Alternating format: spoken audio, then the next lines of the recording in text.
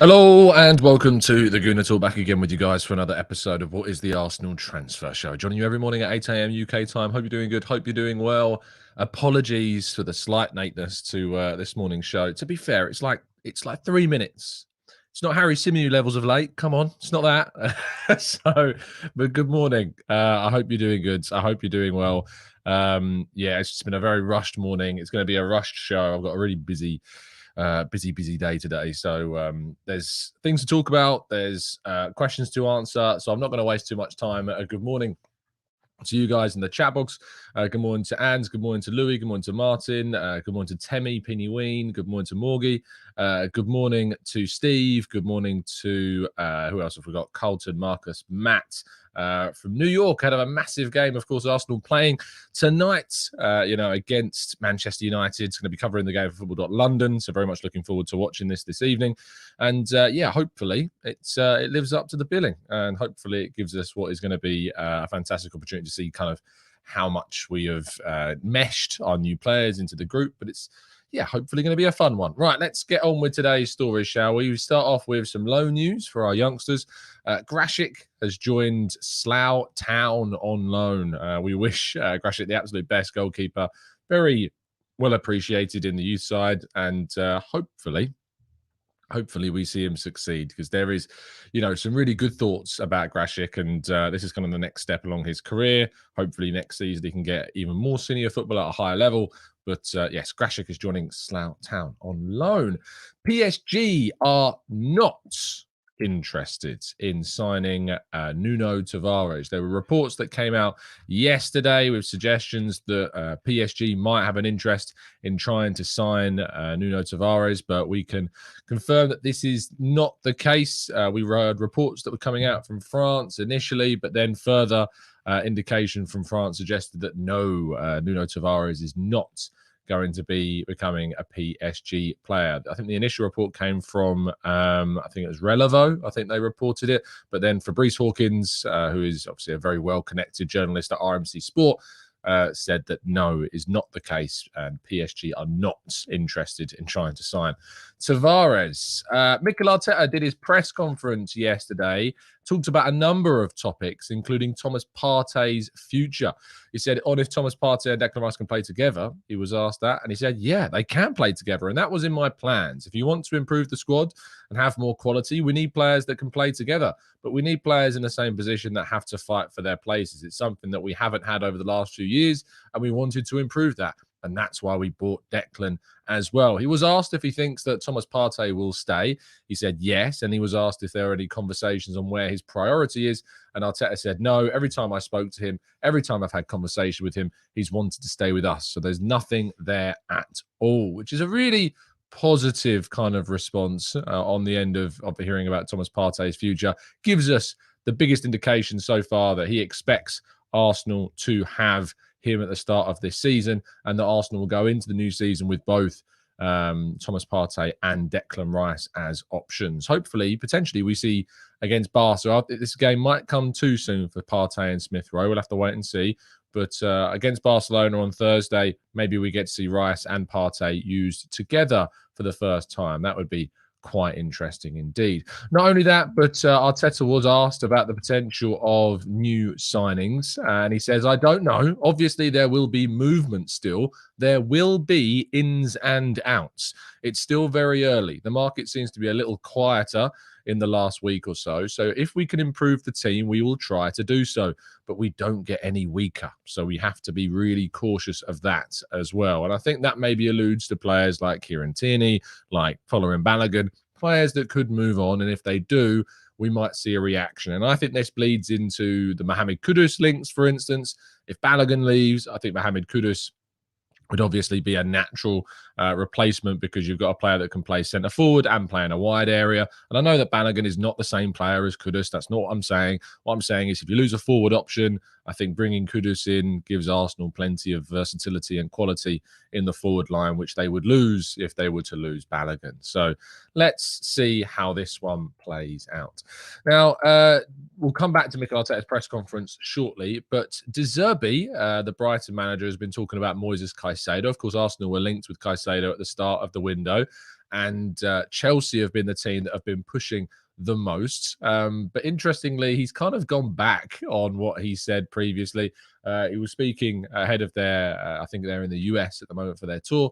And he says, I didn't give my word for anything. At the moment, I haven't received news that Caicedo can leave tomorrow or in the next week. Colwill being included in the deal, I would like to play with Colwill and Caicedo. So, he says he spoke to Tony Bloom, that he told him if the conditions doesn't change, that Caicedo will stay. For me, it could be great news. If Moises leaves, we have to find another player of the same level. Now, at the end of the season, when Arsenal played Brighton, if you remember that, and they beat us 3-0, it was not the best kind of game for Arsenal at all. I mean, Zerbi was asked about Caicedo and McAllister, and he said basically he was like, kind of resigned to them both leaving. The quotes were, for sure, we will lose some players, maybe Caicedo and McAllister. We have to be ready to bring in more good players, and for others, Mitoma, Estupiñán, I think for them, the best solution is to stay with us. I don't know if they are ready to play in the big teams. You have to arrive ready in the head. We can offer them the possibility to progress and improve. Interesting, those comments. And it seems that there was always this report that Brighton had kind of promised Caicedo that he could move. Chelsea is still very much struggling to agree a transfer fee with the Blues, or the Seagulls, I suppose, over a potential move for Caicedo. And I've reported at FL that certainly the door with Arsenal has never fully closed. If there was ever an opportunity and Arsenal had the money, and say if a player like Thomas Partey moved on, they might potentially move back in for Caicedo, but it is still very unlikely that Arsenal go back in. But just always one to keep watching this story, one to keep your eyes on. And certainly for those that says that Arsenal are slow in the market and they just need to pay the money, I think it's a great case study in the sense of, look towards this deal and see what the struggles Chelsea are having with it as well.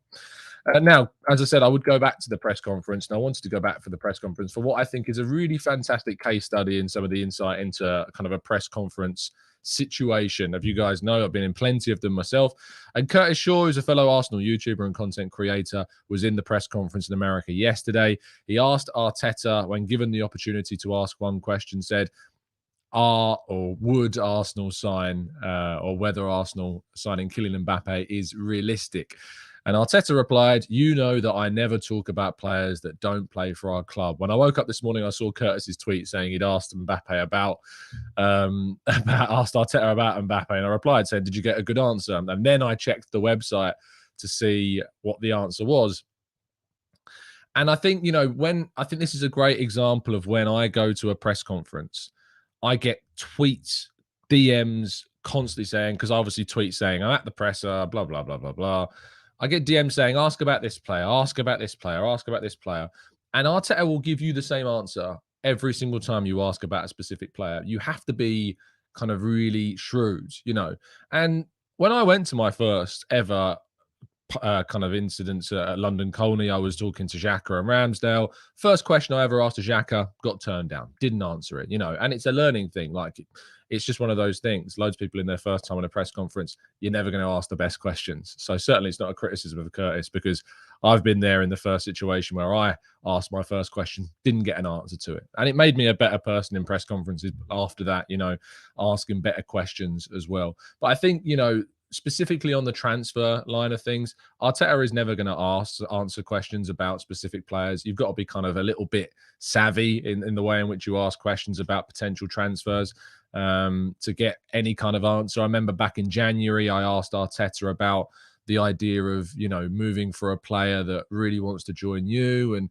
kind of alluding to the Mudryk situation, and he gave a full answer to that question, and that only comes from kind of asking loads and loads and loads of questions building up to that. But yeah, it was a shame, getting that opportunity to ask a question and getting that answer. But I suppose if the opportunity comes around again, that the questions will be more savvy. But Curtis, I wish you the best of luck, my friend, in asking a question to Arteta in the future. Let's go into the chat box. And on Mbappe, of course, just quickly, this is kind of a really chaotic situation, really, really chaotic situation right now. He's not been called up to the PSG squad regarding, pre-season. He's considered he's up for sale. It will be intriguing to kind of, see what happens with Mbappe. We've talked about Mbappe before on the channel, and we've said, would we sign Mbappe? I'm not sure. I think financially it would be a massive, massive kind of issue for us. So I just can't quite see it happening. Anyway, let's wait and see. Let's go to part 2 and your questions right after this.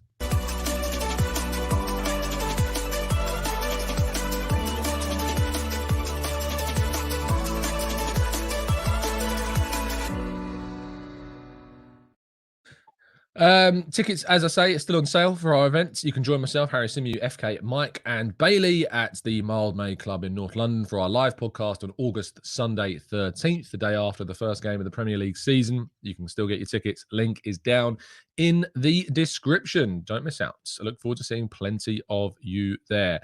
We got time for a few questions this morning. It's, as I say, it's going to be a bit of a shorter show than usual. So let's see what we've got to go through. Penny Ween says, did you see Messi's debut goal? Yes, I did. So that was one of the other things. I woke up, saw Curtis's tweet. Underneath that tweet was a video of Messi scoring for Inter Miami. Great drama, great theatre, great everything. And I hope we see more of it. MLS is a league that I have a lot of love for. And I hope it's a league that continues to grow and develop and not only obviously take some of the best talents in their latter years, but also produce plenty of young talent. And Arsenal have benefited from it as well. You know, Matt Turner, Austin Trusty, both coming from the MLS. And we're seeing better players move, I think, from America into Europe. Almeida's going to be one that I think, you know, someone snaps up eventually too. Still young, Argentinian, full international. Lots of talent there. But yeah, things like that certainly bring a lot of attention to the league, which can only be a good thing.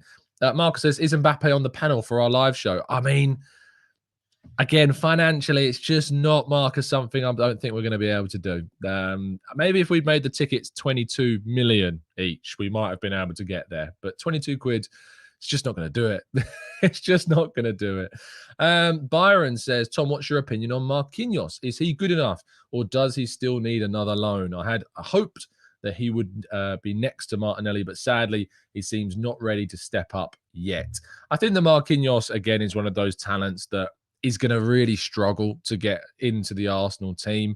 It's always a risk when you sign someone from Brazil for that amount of money. It's a talent. You don't know how they're going to respond and react. You can get all the data, all the metrics, all the scouting you can get, and it doesn't guarantee you that they're going to be, you know, a big success. So I think for what he's provided, what he's done so far, you know, we've seen bright sparks, but nothing really more than just bright sparks so far.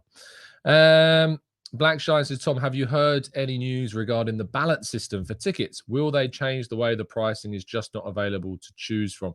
I've not, Black Shine. To be honest, because I'm a little bit out of the loop on the ticket balloting system because obviously I'm not in the same position where I'm buying tickets. I'll go through the press room. And so I'm not in the same position, unfortunately, to experience it. But I'd love to hear about people's experiences. It's something that I have covered and asked the club about and got responses from the club about ticketing and done articles about kind of the issues around ticketing before. So do drop me a DM or a message on Instagram to give me some of your thoughts on that, because I would love to hear your thoughts on what some of the issues are. And, you know, I've taken those issues to the club before. I'm sure I can take them to the club again to find out some answers in that regard. Vegas Gunner says, hey, Tom, why do you think Mbeumo from Brentford hasn't been bought as a backup for Saka? Mbeumo, I mean, how old is Mbeumo now? I mean, he's what, 20, 23 years of age. I think he's going to be very difficult to get out of Brentford because, you know, they've lost Ivan Toney for 6 months. Mbeumo is going to be the next best kind of option in the forward line. What did he get last season in terms of goals? He managed to get 9 goals and 8 assists in 38 games, which is a really good return, actually, for Brentford. Maybe he's a player that maybe he's like one of those Trossard types of signings that you could see, but not really a player that I've ever thought about. But 9 goals and 8 assists is very good indeed, actually, and maybe an underrated player within the Premier League and maybe on the list of backups. But I've certainly heard nothing about Arsenal and Mbeumo, but not a bad question. Let's go to Alex says, Tom, are you ready to see our free signing from United, meaning Alessia Russo? Yes, of course. The Women's World Cup is going to give us a great opportunity to see what Russo can do, playing with some Arsenal teammates, of course, as well, and against some Arsenal players also. So let's wait and see. It's one of the most exciting signings in Arsenal women history, actually. And Arsenal tried to sign, you know, Alessia in January. It didn't happen, even though they put in a world record bid. I think it was around £500,000. Couldn't get it done. Maybe that could have been the difference in the Champions League or in the Premier League, in the WSL, sorry. yeah, I'm excited to see what Alessio Russo brings to the team next season. Dan says, Tom, what are your thoughts on the links to Sam Abisanya? He's a very humble lad. You know, I really hope that if Arsenal are going in for someone like Sam Abisanya, you know, they've got, he's the type of player that's got the principles, I think, that would fit into a Mikel Arteta style, and some, you know, knows his cooking as well. I'd love to try some of his food in his restaurant. Abuza says, Tom, I see West Ham are still complaining about the Rice transfer time. Don't they know how long it takes to kiss 105 million away? You know, I don't really care about West Ham anymore. They're just irrelevant to me at this point. They mugged us off. They tried to mug us off, I should say. The fans have tried to create some kind of rivalry that just does not exist, you know, between us. And, you know, I'm very happy we got their player. And if they want to moan about the fact they've got a lot of money and that clubs are charging them a lot of money to now buy their players, sorry, that's just the way that it goes. Let's go to Kenny. Says, have you changed your mind about the away kit? Kenny, I feel like you're going to ask me this every show. No is the answer. I still don't like it. I don't think I'm going to like it, you know. Parv says, Tom, what would you have asked Arteta if you wanted to know about Mbappe from him in the press conference? Good question.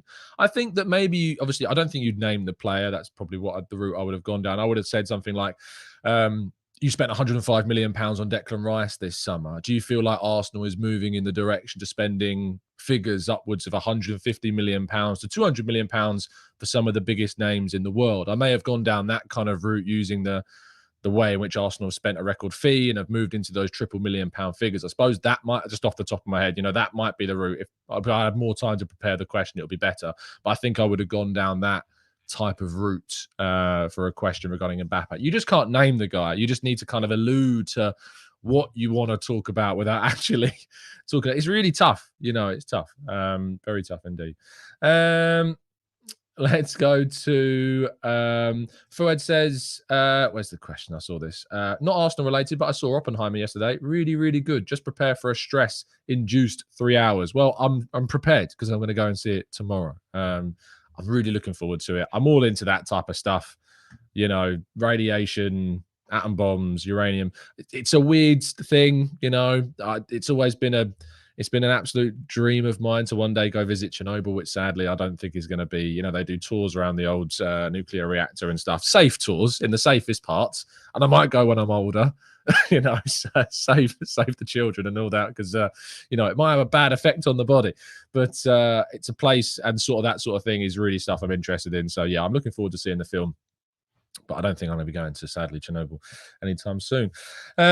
Let's go to J-Man says, hey, Tom, do you think ESR will get many minutes this season, or have we strengthened our midfield in a way that he won't be needed unless we have an injury? No, I think he's absolutely going to be needed. I think that he will get more minutes than he got last season. I think he's going to get opportunities, and I look forward to seeing what he brings to the table. I think the way in which we've used Trossard and Havertz in that left 8-10 role, I think that's going to give us rotation. I think he can play on the left. I think he can play in substitution rotation with Ødegaard.